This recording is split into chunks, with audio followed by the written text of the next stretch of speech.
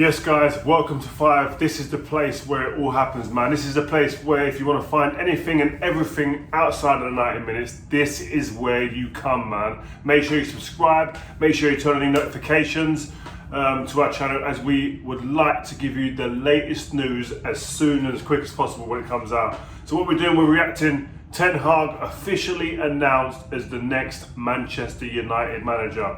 Am I happy? Yes, I'm happy it's done. I'm happy it's announced. I'm happy we've got some sort of direction now. Now, obviously he's the Ajax manager.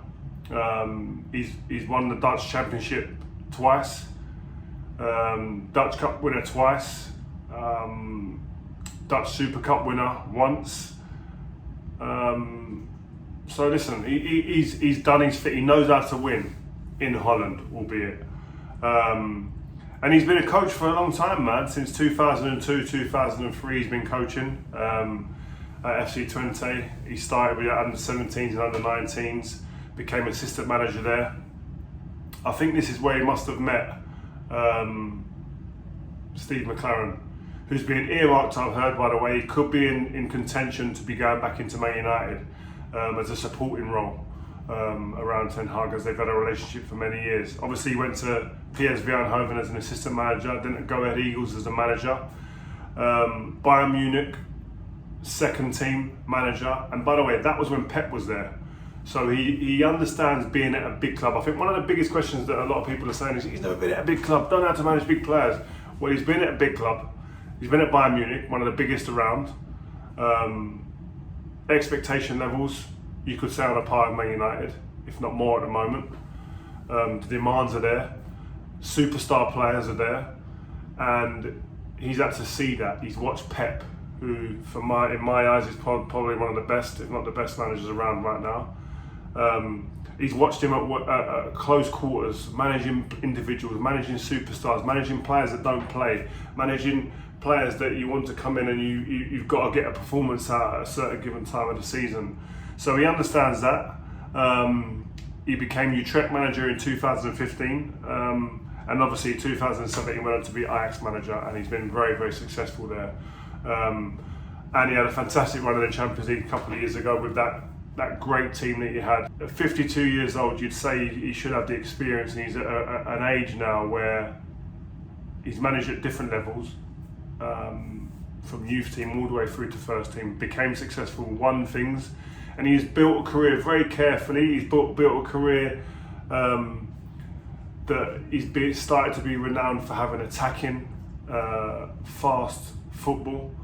And whenever I've watched these teams, I have to say that I have found them very, very, very good to watch. And that's an element that I really hope he transfers to Manchester United. And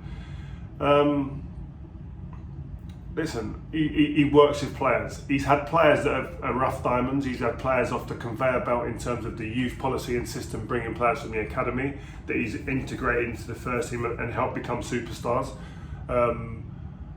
And he's had players that have been discarded by opposition teams and teams from around Europe, brought them in, seen that talent. And what that says to me is that he's been working with a recruitment team that have been getting it right more often than not.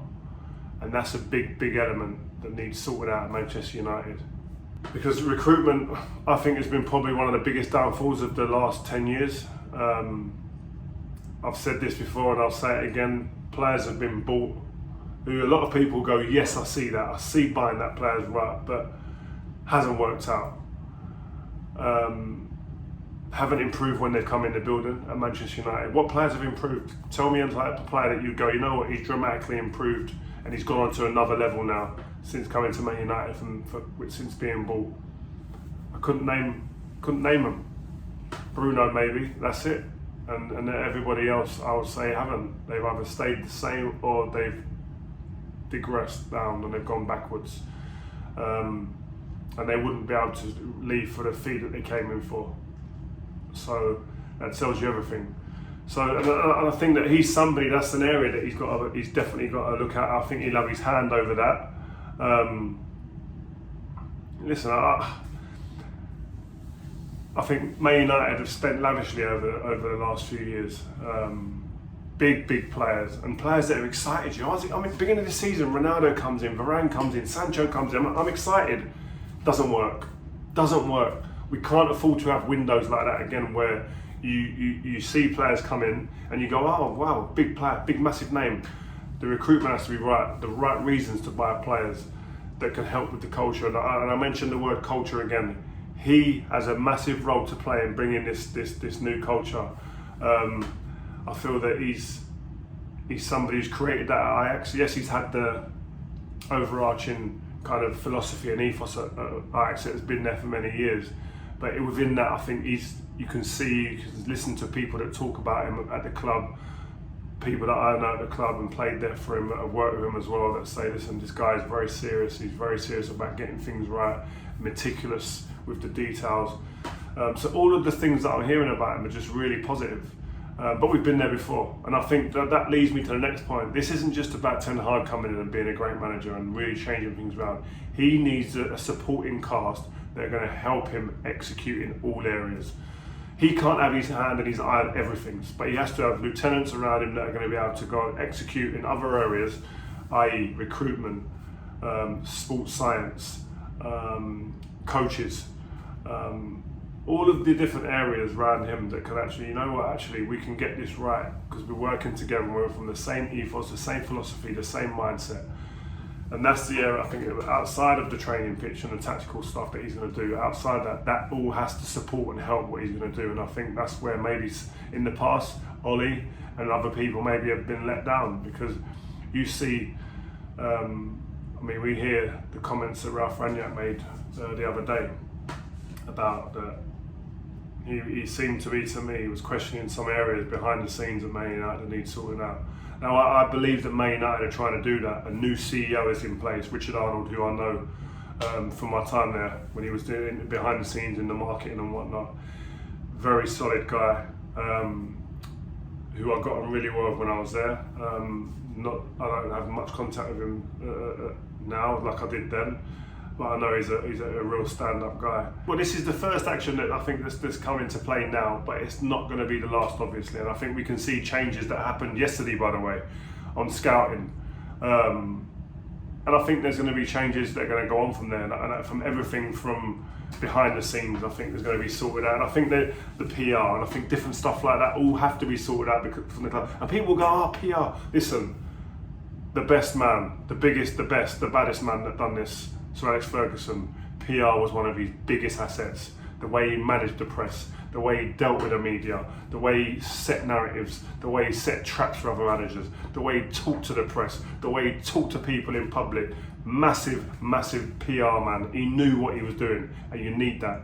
So don't sit there and tell me that, oh, you don't need this PR. You gotta meticulously think about it. You think Pep don't say things, or Klopp don't push things in the media, or Mourinho didn't push things when he was flying in the media to set traps and to set a narrative and to set a tone to benefit him and his team and his club. Of course they do, man. This is what happens, and you've got to be cute with this, and you've got to play the game. And people moan about PR and moan about people in the media these days, but listen, these people, this media, it means a lot. Sometimes it's your job or it ain't if you don't get it right. If you don't get it right, mate, you're out quicker than anyone can say boo, trust me. But I think you go back to why did Man Utd bring him in as well. I think the attacking football, I think the hard work ethic that he's got, and that's always spoke about with Ten Hag when you speak to people about him, his attention to detail. But I do believe that his support team will have to be picked carefully. The people he has around him, yes, he needs to trust them, but they need to be the best people in that class to make sure that he can go out there and execute in all the areas that support him, but that he can go and do his job on the training pitch with his players, with his squad, so he hasn't got to worry about everything else. And I think that's a huge, huge area. I think obviously he's got a lack of Premier League experience, but again, that's where his team come into play, where he has to make sure he has the right people, and I think he's intelligent enough to understand that, and I think that'll be happening in the background. But go back to PR, I think there definitely needs to be an upgrade in the support for the manager. I think in the past, I don't think it's been good enough for the managers that have been in place, and you need that, and it's been proven that you need that. Rio Ferdinand, where will Rio Ferdinand go? He's got so much experience now. There could be no better introduction to the role at Rio Ferdinand in terms of an overarching director of football, someone who can guide the club and work on the parts that we have known about Ranieri to be top class at, which is recruitment, bringing in young players, vibrant, quick, dynamic players that can change the face of a football club and can come in and take the place by storm. He's shown he can do that before.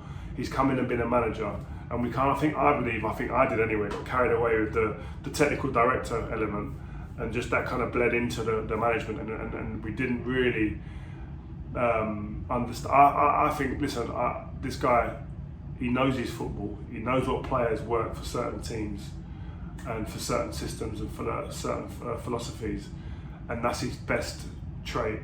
Management may just not be his best trait, but that's not to say that he's not good at. He wouldn't be good at recruitment, and his strength in identifying young, hungry talent to come into Man United and change the way it looks right now. I'd still entrust him with that based on what he'd done in the past.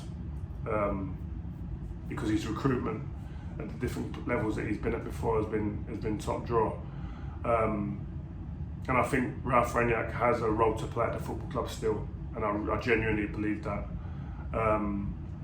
But listen, as much as people are saying the players are poor, there are some good players in the squad. So after all of the exits and the to and fro that goes on in this next window, and the right additions that come in, you'd like to think that there should be a lot better situation than what it is right now. And especially after seeing what happened at Anfield, you want it to improve drastically from that. Of course we're going to support him. I'm an ex-player for Man United. I'm a pundit now. I talk about the game at all levels, from youth football all the way up to the Premier League, Champions League and international football. Do you want to see people do well, get on in the game? Of course you do, man. The last thing I want to do is criticise people, but it's part of the game. This is part of it. It's when you're critiquing a game or you're watching a game, we sit there, whether you're on the pundit on the TV, whether you're in the pub on your sofa, wherever it is, you're sitting there critiquing the game. Will Ten Hag get criticism? Of course he's going to get criticism. But do you want him to do well as a Man United fan? That's what you've got to ask yourself. And me, as a Man United ex-player, now pundit, and fan of the football club, of course I want Ten Hag to do well, just like I wanted Oli to do well, just like I wanted Jose Mourinho to do well, just like I wanted Louis van Gaal to do well, just like I wanted Ralf Rangnick, just like I wanted David Moyes to do well, just like I wanted Alex Ferguson to do well when I was there playing. They're all the same. You want them to do well because you want Man United to win. That's the overriding factor in this. But at the same time, you've got to be honest. If you see something that you think is wrong, you're going to say it, and it's not personal, and it's not vindictive, and you're not trying to bring the club down. You're just being honest and saying what you see. Remember that program catchphrase? Say what you see. It's true. You got to do it. Say what you see and be honest about it. And as I said to you, sometimes you might be off with stuff, and you might see things and call it wrong or whatever. But it's coming from a place of actually wanting them to do well. Wanting the players to do well, wanting the management staff to do well, wanting the club to thrive, wanting the club to have sustainable challenges of winning things. Simple as that. We're passionate, I'm passionate, I want the team to do well, man. I don't want to sit here and to say nothing negative. But shit, if I have to, I have to. Because that's what you're seeing. If something ain't right, you got to call it and say it as it is. But trust me, don't ever get it twisted and think that you're sitting here with your knife and fork out, waiting, sharpening it up to put the daggers in people. That's the last place and last thing you want to do. I don't sit here doing that. I critique from what I see it from a football perspective, tactical perspective, or the way that the club is going. Simple as that. And I think everybody needs to be the same. And I think most people are like that. Obviously, you get some people that are here to be vindictive and say some really outlandish, crazy, negative stuff that we don't want to see. But talking about, for me, from my heart, it's genuine desire and want and passion for the club to do well, man. So listen, Ten Hag, your support is fully here, man. That's what we're here to do, here to support you. We're here to see you do well, and hopefully you hit the ground running and go out there. Your recruitment and all the things behind the scenes are working like clockwork. I'm sure you're going to get the full support of the club going forward. And what he needs critically is time, guys. Give this guy time to go out there, get for a good couple of windows, reshape the squad so he can look at it and go, this is a Ten Hag squad now, and go out there and really have a sustained challenge at getting back to winning things. getting back to challenging at least for the Premier League, for the Champions League, for the FA Cup, all the cups. Alright, listen, good luck. Take care, man. Just while we're on as well, man, listen, I want you guys to shout me. Send me 5 players. Give me your 5 top players that you feel you'd bring in to the current Man United squad right now if you was Ten Hag. Give them to me right now. I need to see I want to see the top 5. Who are the ones that are jumping off the team sheet that you'd like to see recruited to Man United? You'd say Ralph Rangnick, Ten Hag and their staff, get behind these guys, get behind these additions and bring them in, recruit them to the football club. Let me know.